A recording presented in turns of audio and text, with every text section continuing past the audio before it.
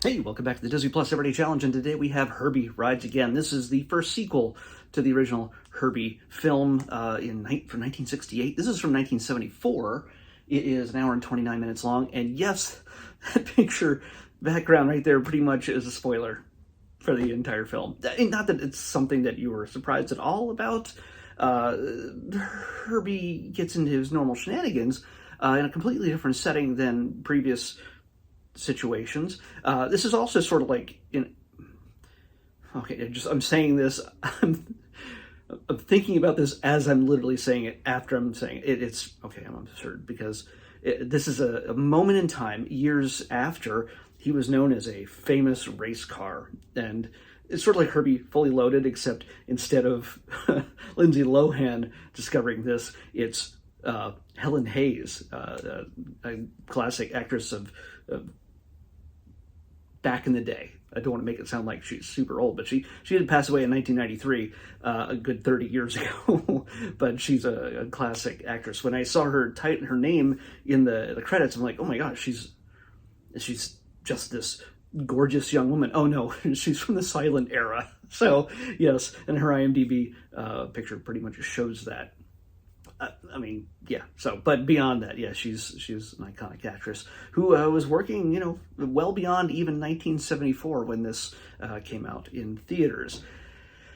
Anyway, she is, yes, one of the main stars in this, but she's not alone. Ken Berry, who plays Willoughby in this, is our hero and nephew of iconic villain actor Keenan Wynn. Keenan Wynn, you've seen him in a ton of different Herbie films, and some other ones that you I think there's a question as to whether he's the same character in different franchises all throughout Disney. Like, aren't the ones with all the scientific computer wore tennis shoes, and I can't remember. There's a bunch of Disney films, live action things from the 60s and 70s that had a slightly different plain-looking white man as the main actor, who I thought it was the same guy at first. It's not. Ken Berry is a completely different actor. There's the other guy, who's in all the films in the 70s for Disney. Yeah. Anyway, I'm going to go through a bunch of the actors in this, and it pretty much ignored Herbie for the most part, which I will get to, but. Ken Berry, just sort of unassuming, sort of milquetoasty kind of nice, good guy who is the nephew of the bad guy. And the bad guy, of course, tries to take advantage of his nephew in order to, this new lawyer, he's a new lawyer, in order to get him to kick an old woman out of her home so he can build a gigantic shopping center business building that looks like the Twin Towers in New York City, but in San Francisco, but with a connecting piece because his name is Hawk, and he would make the buildings look like an H. Yeah. Well, of course you're going to do that. Why not? Yeah. I'm not gonna get into the logistics of that. Doesn't matter. Yeah. So moving on to Keenan Wynn. Keenan Wynn just chews scenery in this, and he is a fantastic villain. He is so great at playing villains, and in fact, there's some moments where he's just on the phone, just screaming at people that you can see him physically shaking, not like this, but there's a little bit of a tremble. Sure, he's not a young guy, but he's not that old either. But he is game to do a lot of his own physical stuff in this. Yet not all the stunts, but he's the kind of villain who's funny, but unintentionally so. It's just that he's so over the top evil that you kind of have to laugh at him, even though his intents are horrible. He's trying to kick an old woman out of her home, Helen Hayes. And it's the last, she lives in a firehouse. Yes, she lives in a room on the second floor that has a fireman's pole in it. When you're a woman that age, I don't know if you want to have big gaping holes in the floor, should you stumble, just giving you the opportunity to fall to another floor. It's a cool house, don't get me wrong.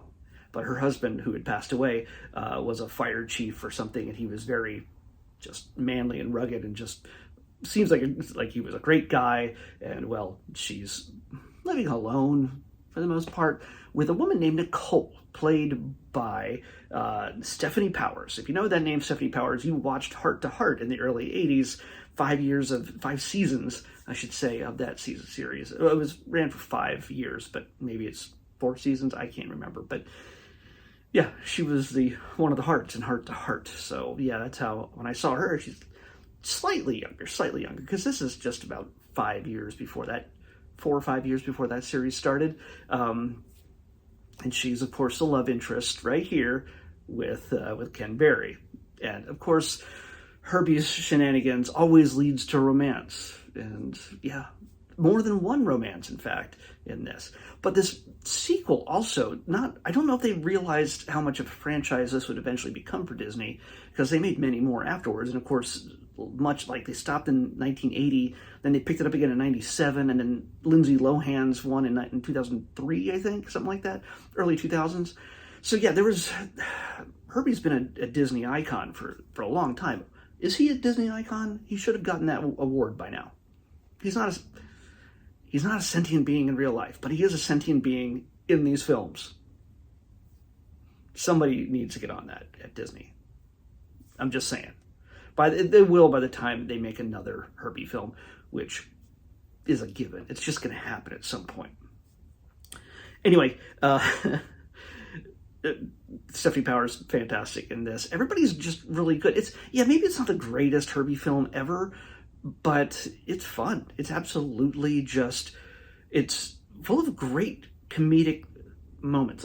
There's good line delivery.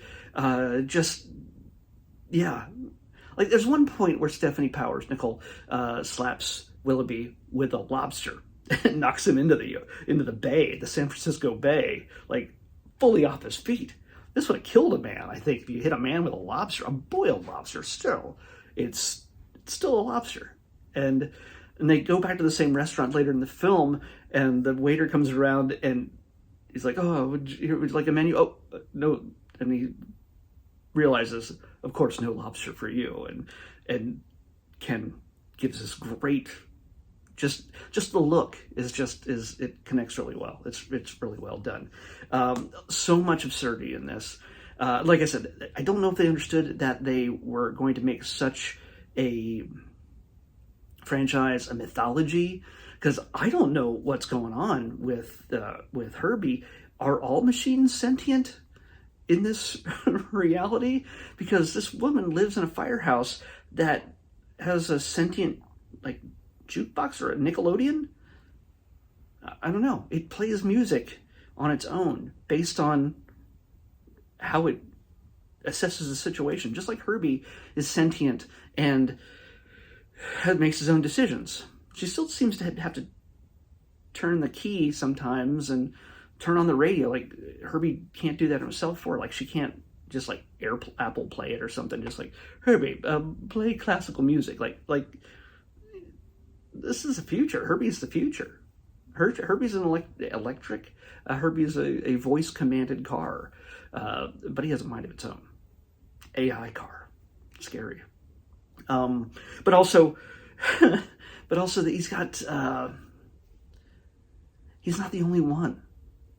In the climactic battle, now you have to understand, this film is about a guy trying to knock down an old woman's home with the help of a young couple who, are looking out for her and her super-powered, sentient, sometimes Christine-level menacing kind of car. Yeah, okay. The most menacing Herbie is when he's chasing a man across a very wide ledge on a skyscraper, and she has to threaten him with sending him to a used car lot. But it's mostly he's threatening in a dream. There's a dream sequence where the bad guy Howard Hawk, is it? No, I say is it Alonzo Hawk? Howard Hawk sounds too much like Howard Hughes. Alonzo Hawk, who, by the way, in the very first few minutes of the film, as the credits are rolling, we get to watch him giddily watch building after building get knocked down. And sometimes he's pushing the plunger and watching buildings implode. Like, that's his morning. Like, a half dozen buildings just get knocked down for fun around San Francisco. Yeah, maybe it wasn't meant to be just all one day. Maybe it's multiple days, but it shows what kind of man he is and what his goal is. It's just pretty much destroy whatever he can in order to build up him, have power over everything else in the city. He's super, super rich, and he can do what he wants, he believes, until this little old lady and her car stop him. So yeah, there's you get to see at one point he can't sleep and he has nightmares, and the nightmares all involve Herbie with teeth. His hood has a open mouth with teeth. In fact, a bunch of Herbies are chasing after him. At one point, he's like King Kong on top of a skyscraper, and there's flying Herbies all around him, squirting oil in his face. There's a bunch of different sequences that are pretty cool for a movie like this. Yes, there's a lot of green screen. There wasn't really green screen too much back then, but yeah, it's still, there's a lot of set footage. Okay, in fact, the very first sequence when you see, not the very first, but one of the first sequences when Willoughby first goes to the fire station.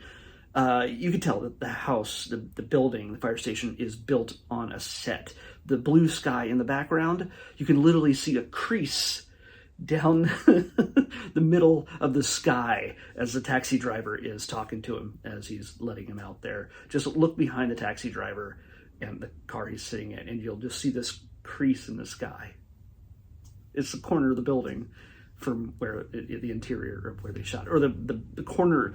They left a corner in the sky somehow. It was just really strange. Yeah, the effects are not super great, but they're pretty great for this era.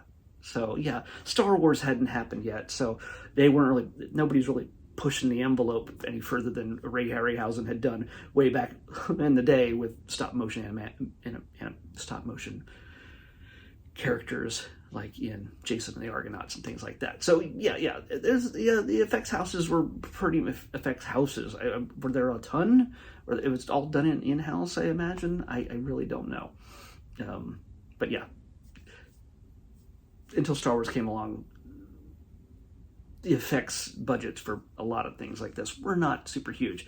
But what they can do with this, especially with Herbie, they used miniatures at some point. There's there's a sequence in the warehouse where our heroes are cornered, but Herbie's hidden away, and he has to go up a bunch of ramps to get to a high level within the warehouse.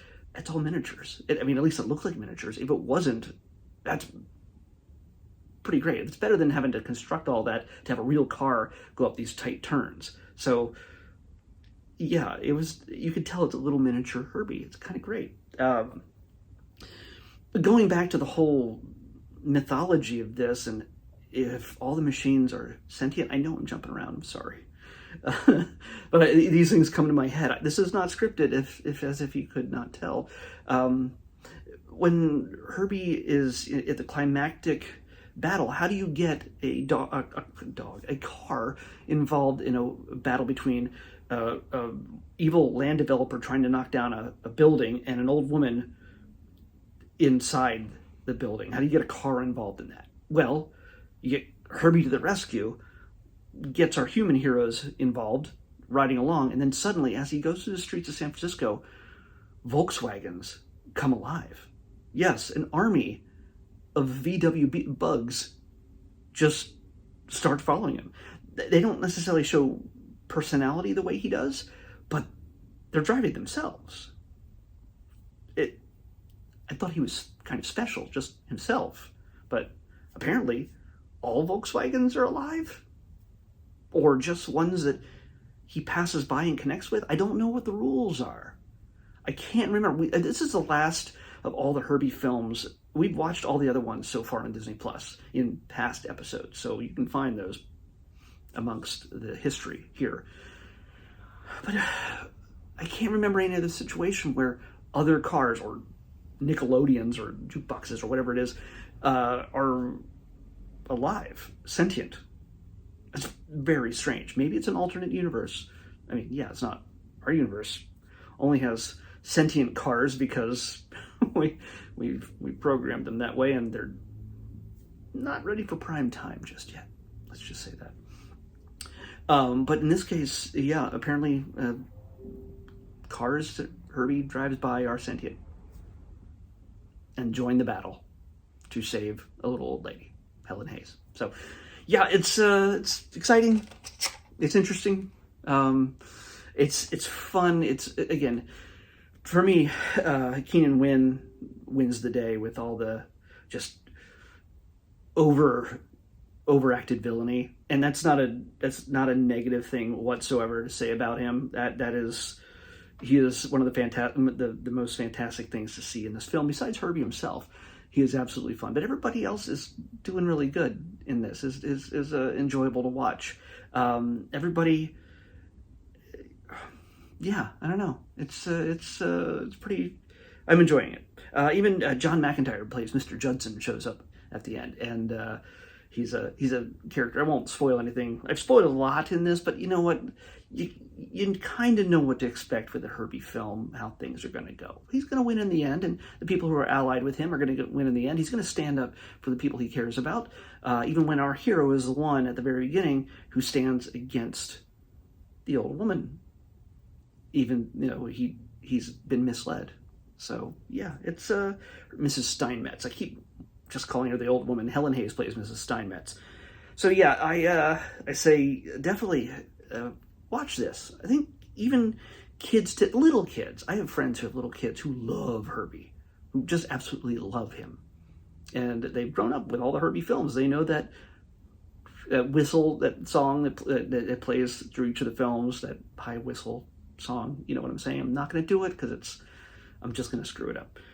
But it's good, silly, fun. There's stuff that you're just like, oh, that couldn't happen in real life. That's just crazy. How could he go up alongside the wall and then get around the cart? Dude, this is essentially a live action cartoon. Just have fun with it. And why there isn't, well, I think there was a Herbie cartoon for a while. If not, I'd be very surprised that there wasn't.